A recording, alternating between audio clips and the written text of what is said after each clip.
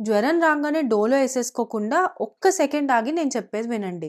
Hello, నేను doctor శ్వేత, మీ homeo doctor. వర్షాలు రావడంతోనే అందరికీ జ్వరాలు మొదలైపోయాయి. ఇలాంటప్పుడే కరెక్ట్‌గా హ్యాండిల్ చేయాలి. ఫస్ట్ టెంపరేచర్ చెక్ చేసి 100.5 కంటే ఎక్కువగా ఉంటేనే పారాసెటమాల్ వేయాలి.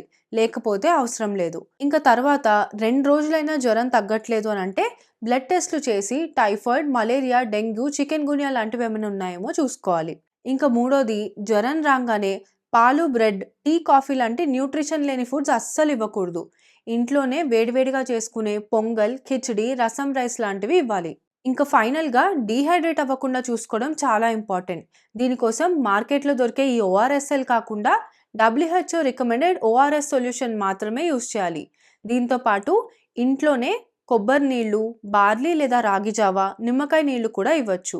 ఇప్పుడు ఫ్రూట్ జ్యూసెస్ హెల్తీ అని చెప్పి ఇలా ప్యాక్డ్ లేదా ఫ్రెష్ ఫ్రూట్ జ్యూసెస్ అస్సలు ఇవ్వకండి. వీటిలో షుగర్ లెవెల్స్ ఎక్కువగా ఉంటాయి. ఓన్లీ ఫ్రూట్ మాత్రమే ఇవ్వండి.